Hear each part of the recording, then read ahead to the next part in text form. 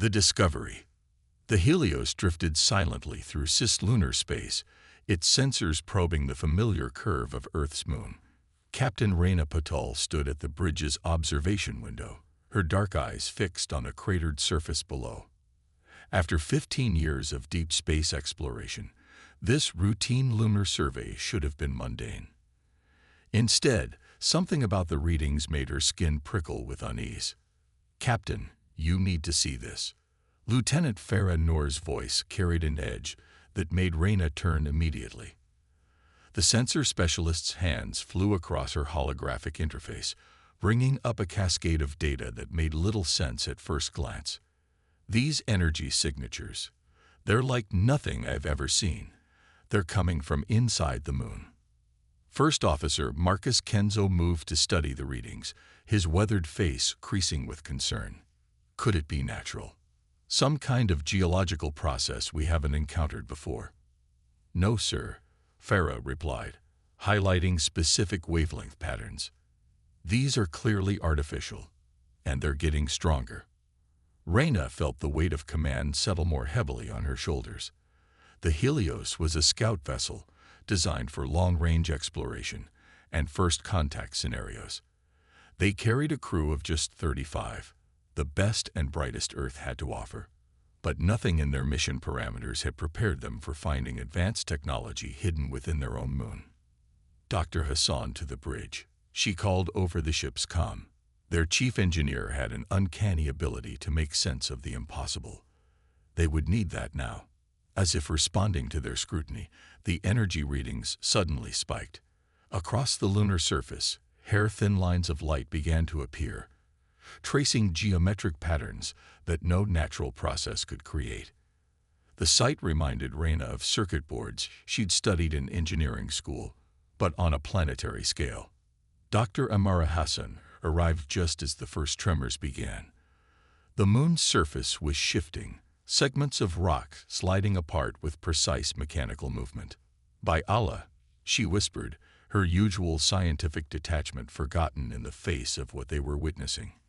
"It's some kind of mechanism. The entire moon. All hands, battle stations," Reyna ordered, years of training taking over. "Farah, get me a direct link to Earth Command. Marcus, begin emergency maneuvering. Whatever's happening down there, I want us at a safe distance to observe." The Helios pulled back as more fissures appeared across the lunar surface. What they had thought was solid rock was revealing itself to be an impossibly vast mechanical shell. Beneath it, glimpses of metal and energy fields unlike anything humanity had developed flickered in the stark sunlight. "Signal from Earth Command," Farah reported. "They're detecting the changes too. Multiple space agencies are reporting similar readings. They're asking for our analysis. Tell them." Reyna paused as a new set of readings appeared. "Tell them we're detecting hollow spaces throughout the moon's interior. Massive chambers, regular geometric patterns. This isn't random damage or natural features. The moon appears to be artificial, or at least heavily modified." The bridge crew worked in focused silence as more data poured in.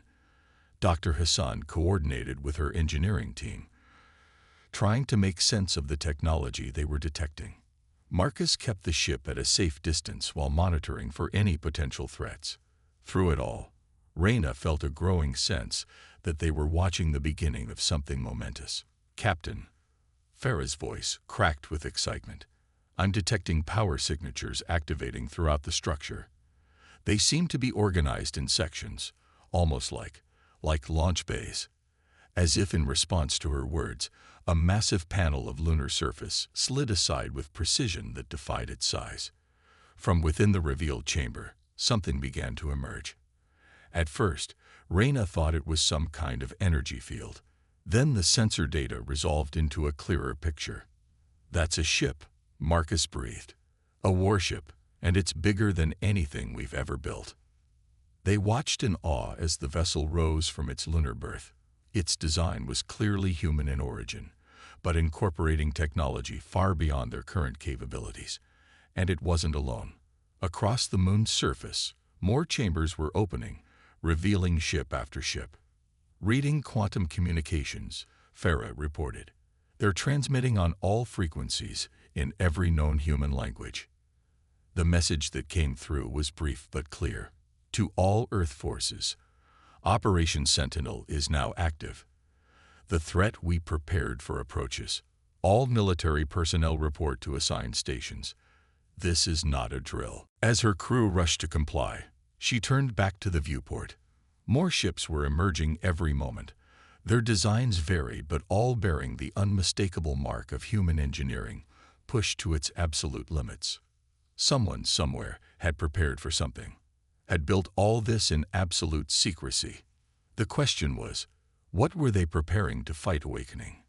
Dr. Amara Hassan stood in the massive chamber deep within the moon's core, surrounded by technology that shouldn't exist. The walls pulsed with quantum circuitry, casting a soft blue glow across her team's environmental suits. After 3 days of careful exploration, they'd barely scratched the surface of what this facility contained. "These power readings are impossible," she muttered, studying her handheld scanner. "The entire structure is powered by some kind of quantum fusion network. The efficiency levels are beyond anything we've even theorized." Behind her, Marcus Kenzo examined a bank of dormant control interfaces. "The dating analysis came back," he reported. "This section was built at least 50 years ago. Someone constructed all this right under our noses." Their exploration team had been one of dozens sent to investigate the lunar facility after its revelation. The Helios now orbited alongside a growing fleet of Earth vessels, all trying to understand what they'd discovered. Every chamber they opened seemed to contain new mysteries.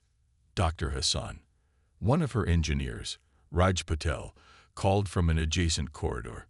"We found something. Some kind of historical database." The chamber they entered was smaller than the others, its walls covered in holographic displays. As they approached, the systems activated automatically, responding to their presence. Data streams filled the air around them, depicting events from Earth's history, but not the history they knew. "This can't be right," Marcus said, reading the displays. "According to this, Earth was attacked 70 years ago by something called the Nexus, an alien force that consumes civilizations." Amara moved through the holograms, piecing the story together. The attack was covered up. A small group of military and scientific leaders discovered the threat in advance. They began preparing. This. She gestured at the facility around them. They built it all in secret, using technology reverse engineered from recovered alien artifacts. "But why keep it secret?" Raj asked. "Why not warn everyone?" Before anyone could answer, a new alarm echoed through the facility. The quantum channels they'd established with Earth Command came alive with urgent transmissions. Something had appeared at the edge of the solar system. Something massive. "All exploration teams, return to your ships immediately." Fleet Admiral Jun Park's voice carried across all frequencies. "This is not a drill. I repeat, this is not a drill." As they rushed back through the lunar corridors, more systems were coming online around them. What had appeared to be static walls shifted and transformed, revealing weapon systems and defense networks that had laid dormant for decades. The moon wasn't just a shipyard, Amara realized. It was a fortress. The coming storm. Fleet Admiral Jun Park stood in Earth Command's strategic center, watching as the holographic display filled with red warning indicators. The alien fleet approaching their solar system defied easy classification. Their ships seemed to be partially organic, massive constructs of living metal and energy that moved with unsettling grace.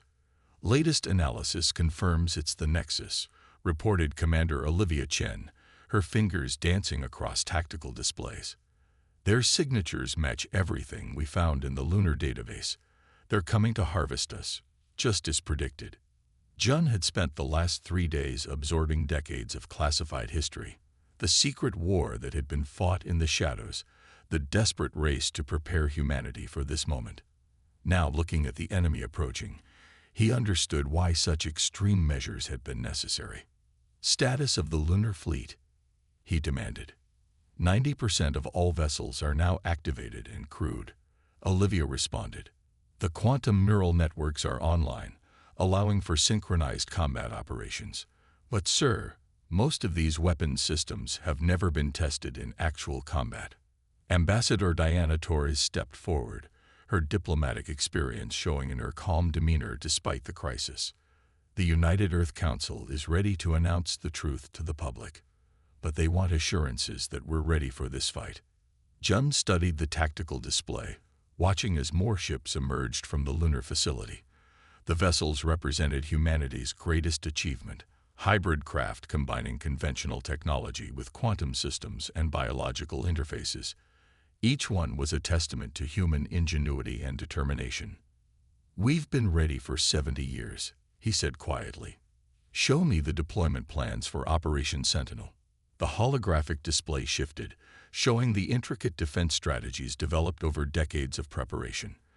The lunar fleet would deploy in layers, using the complex quantum technologies they'd developed to coordinate in ways no conventional force could match.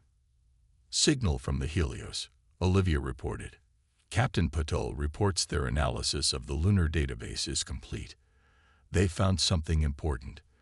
The image of Captain Reyna Patel appeared in the command center. "Admiral, the Nexus isn't just here to harvest resources. They feed on consciousness itself, the combined neural patterns of entire civilizations. That's why the lunar facility was built the way it was. We're not just fighting with ships and weapons, we're fighting with our minds." Jun processed this information, seeing how it connected to the quantum neural networks integrated throughout their fleet. The secret builders of this facility hadn't just prepared a military force. They'd created a way for humanity to fight back on every level. "How long until they reach Mars' orbit?" he asked. 12 hours at current velocity," Olivia reported. "They're moving faster than we anticipated." "Then we have 12 hours to complete the awakening," Jun decided. "Signal all ships. Begin neural sync protocols. It's time to show them what humanity has become while they weren't watching." As the orders went out, the lunar surface continued its transformation. Layers of false rock fell away, revealing more weapon emplacements and defense systems. The moon that had watched over Earth for billions of years was revealing its final form, humanity's ultimate fortress, and perhaps their last hope for survival. Hidden Arsenal. Combat tactician Jamal Wright had spent his entire career studying warfare, but nothing had prepared him for the complexity of the systems he now controlled. Deep within the Lunar Command Center, he worked alongside quantum physicist Dr. Nasreen Karim to unlock the full potential of humanity's inherited weapons. "The quantum targeting systems are unlike anything we theorized," Nasreen explained, her hands moving through holographic displays of weapon schematics. "They don't just predict where the enemy will be. They calculate every possible position across multiple quantum states simultaneously." Jamal watched as another simulation played out before them. The lunar facility's defensive grid wasn't just a collection of weapon emplacements. It was a single interconnected organism, capable of responding to threats with unprecedented coordination. "The neural interface is ready for testing," announced technical specialist Omar Santos, adjusting controls on a sleek headset. "This will link you directly into the tactical network." Jamal took a deep breath before putting on the device. The sensation was overwhelming at first, his consciousness expanding to encompass the entire defensive grid. He could feel every weapon, every shield generator, every quantum sensor array as if they were extensions of his own body. "Neural sync stable," Nasreen reported, monitoring his vital signs. "How does it feel?" "Like I can see everything at once," Jamal replied, his mind processing tactical data faster than any conventional interface could display it. "The system, it's not just showing me information. It's sharing decades of combat experience, strategies developed over years of preparation." Through the neural link, he could access the combined knowledge of the facility's original builders. Every simulation they'd run, every strategy they'd developed, all waiting to be used. But more than that, he could feel the presence of other minds joining the network, commanders and tactical officers across the fleet. their consciousness merging into a unified defensive awareness. Multiple quantum signatures detected, Omar announced. The Nexus fleet is accelerating. They'll reach the outer defense perimeter in less than 6 hours. Through the neural interface, Jamal could see the enemy formation in perfect detail. The organic ships moved like a swarm of predators, their biomechanical forms shifting and adapting as they approached. But now he could also see their weaknesses, patterns in their movement that revealed underlying vulnerabilities. "Dr. Karim," he called out, his voice steady despite the flood of information flowing through his mind. "I need you to look at something. The way their ships communicate. There's a quantum signature we might be able to exploit." Nasreen moved to study the data he highlighted through the neural link. "These patterns, they're using quantum entanglement for fleet coordination, just like us. But their system is more rigid, less adaptable. They're not used to facing enemies who can fight them on this level. That's our advantage," Jamal realized. "They've spent millennia consuming civilizations that could only fight back with conventional weapons. But now..." He directed the facility's sensors to scan deeper, probing the very structure of the alien vessels. The neural interface translated complex quantum mechanics into tactical understanding, showing him possibilities that no human mind could grasp alone.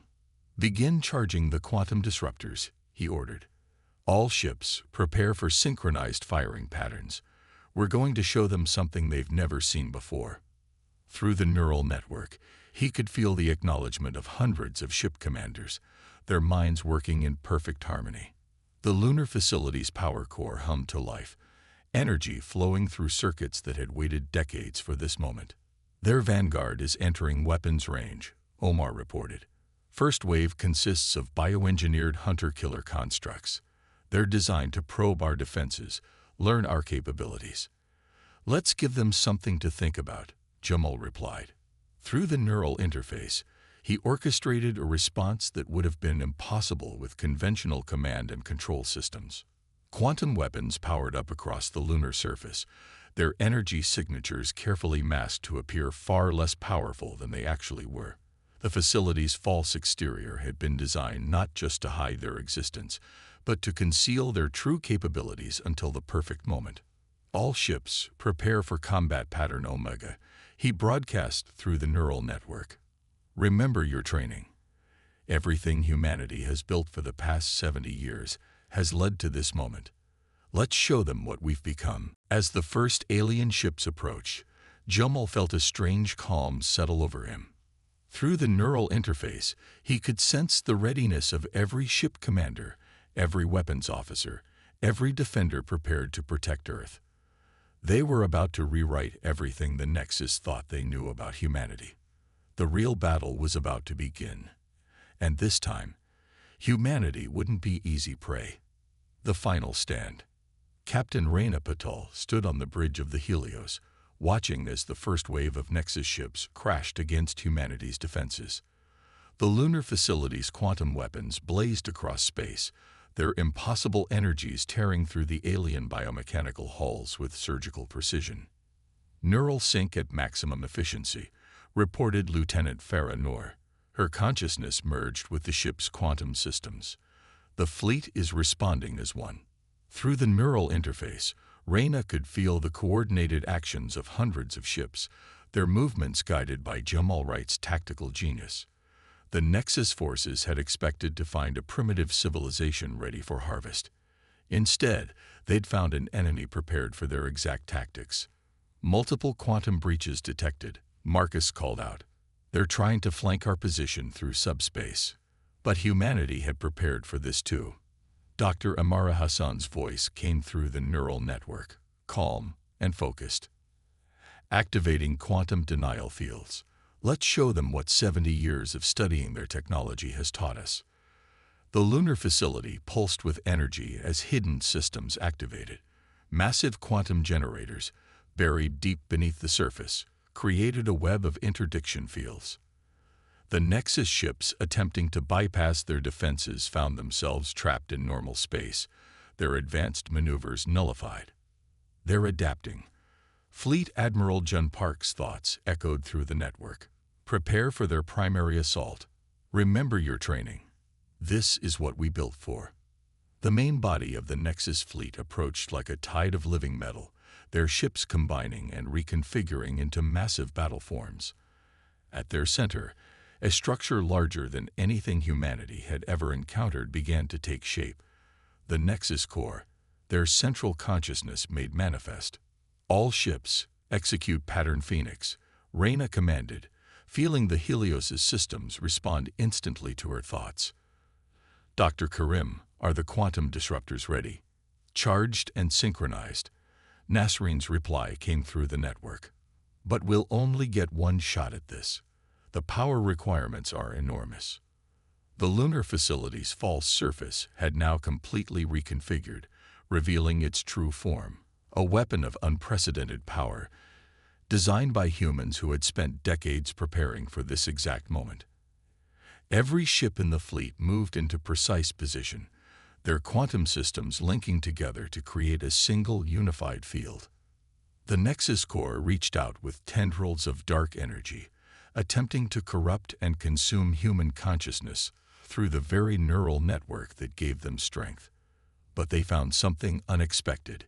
Human minds working in perfect harmony, their thoughts protected by quantum encryption that had been specifically designed to resist their influence. They're trying to broadcast their harvest signal, Jummel reported through the network. But they don't understand what we've become. Now, Captain Patel. Reyna felt the power of the entire lunar facility flow through the fleet's neural network. Every ship, every weapon, every mind connected in perfect synchronization. The quantum disruptors activated simultaneously, their energy focused through the precise formation of the human fleet. Space itself seemed to twist as the weapon fired, not a simple beam or explosion, but a cascade of quantum effects that propagated through the Nexus fleet's neural network. Their own consciousness-based technology became their weakness, the carefully designed attack disrupting the very essence of their unified mind. Direct hit on their core consciousness, Farah reported, excitement breaking through her professional demeanor. Their neural network is collapsing. Through the quantum sensors, they watched as the massive Nexus fleet began to break apart. Without their unified consciousness to coordinate them, the biomechanical ships reverted to their base components. The harvesters who had consumed countless civilizations found themselves being unraveled by the very type of consciousness they had sought to devour. All ships, press the advantage, Admiral Park commanded. Don't let them regroup. The human fleet moved as one, their quantum weapons targeting the now vulnerable enemy ships with devastating effect. Decades of preparation and planning paid off as they executed combat maneuvers that had been refined through countless simulations. As the battle reached its climax, Reyna felt a message ripple through the neural network, not in words, but in pure thought. The remaining Nexus consciousness, facing defeat for the first time in its ancient existence, broadcast a final transmission. You evolved beyond consumption. Impossible. Not impossible, Reyna replied through the quantum link, her thoughts carrying the weight of humanity's determination. Inevitable. We don't just survive. We adapt. We grow. And we remember. The last of the Nexus ships fell to the combined might of humanity's hidden arsenal. As the quantum energy dissipated, the solar system fell silent once more. Through the neural network, Reyna could feel the mixture of exhaustion and triumph from every crew member, every defender who had participated in humanity's greatest victory. Stand down quantum weapons, Admiral Park ordered. Begin recovery operations, and send word to Earth. The threat we prepared for has been eliminated. Operation Sentinel is complete. As the lunar facility began to power down its primary weapons, Reyna looked out at the debris field that had once been humanity's greatest enemy. They had not just survived, they had transcended, becoming something greater than even their secret defenders had imagined. The moon would no longer need to hide its true nature. From this day forward, it would stand as a testament to human ingenuity and determination. a reminder that when faced with extinction, humanity's greatest strength wasn't just their ability to fight back, but their power to evolve beyond their limitations. The stars seemed brighter somehow as the Helios turned back toward Earth. They had faced the darkness that haunted the galaxy, and they had emerged stronger. Whatever challenges awaited them in the vast unknown of space, humanity was ready. They were no longer prey. They had become something more.